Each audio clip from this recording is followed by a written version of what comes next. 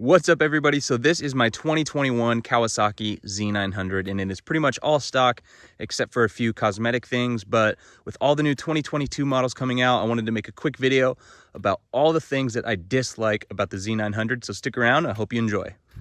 All right, so I've been riding this bike for, let's see, 38, almost 4,000 miles now, so I got quite a bit of seat time. So there's a few things that I dislike about this bike, but I just wanted to make this video so I can kind of help you guys out and you guys can kind of do some research and make a better decision about what bike you want to buy. And the first thing that I think I dislike maybe the most is sometimes the bike feels like it just has super short gearing. I would say the worst is from second to third. I hit the rev limiter so many times, even though I know it's coming. So it just seems really short to me, but that's definitely something you can fix with the chain and sprockets. You can kind of make some adjustments and get something to where you like. But just to keep that in mind, the gearing is a lot shorter than any super sport bike. Obviously, this one's geared lower, has more torque. So that's kind of a given, but sometimes the second gear just feels extremely short. So I might have to try to find a way to get that fixed, and if I do, I will definitely let you guys know.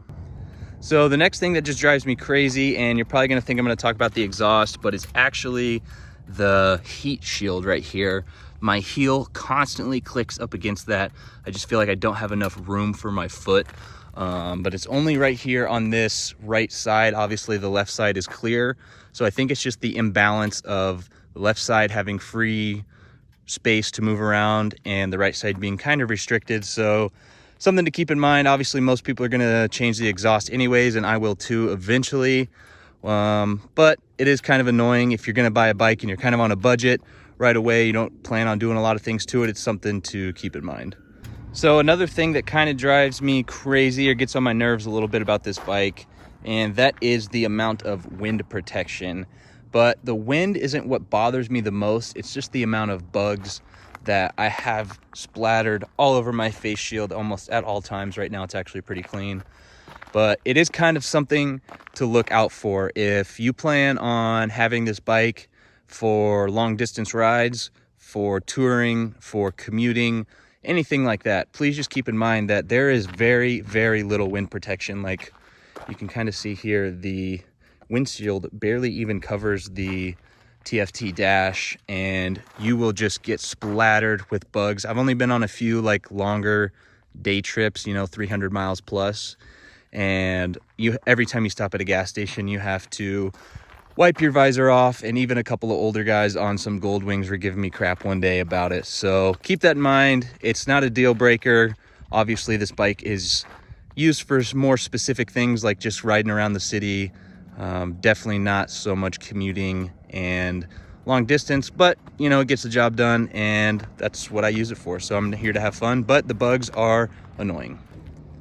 And something else that isn't terrible, but I think could be a lot better, is the front brakes. So I definitely have plans to, I'm not going to upgrade the whole brake system, but I am going to get some steel braided brake lines. I think that's going to make such a huge difference. And when I first got this bike, I moved up from a CBR 500R, and that only had single disc brakes. So this one obviously has double disc brakes, and that was a huge difference for me at the very start, coming from just a single disc front brake bike. But now that I've ridden it a little bit more, I kind of see how these are just kind of mediocre brakes. They're not super crazy, but they're also not bad. So it's something to keep in mind. I think an upgrade to the brake lines would honestly make a big difference. But like the levers, everything feels good. I just feel like there could be a little bit more responsiveness at times, or other times I feel like I have to squeeze harder than I should. So we'll get those brake lines upgraded, and we'll give you guys a little update on what the difference is. So the next few things I dislike about my Z900 are all pretty minor, so I'm going to kind of lump them together here. But the first thing is the front blinkers, and I will show you why. They flop and bounce around like crazy. It is so annoying when you're riding in the seat and you can see them bouncing around on the road as you go. But luckily, this is a super easy fix, so I just haven't quite done it yet. But it is on the list, so we will get that done as soon as we can. And the next thing is the lack of space on the handlebars for attachments. So whether you want to attach a phone, a GoPro, anything like that, there's really only one space, and that's right here, to attach anything, because there is no space to get anything on this side because the brake reservoir is in the way. So if that is something that you require, is a lot of handlebar space for some attachments, I would highly recommend doing some research. Eventually I will change out the handlebars just for a different shape, but for now works fine for me. And the last thing is this tiny little seat. My girlfriend hates this seat with a passion whenever we go ride. It's just so small, and it's like really hard too. So if you're getting a bike to ride with somebody, I would honestly just recommend getting a different bike, something more comfortable.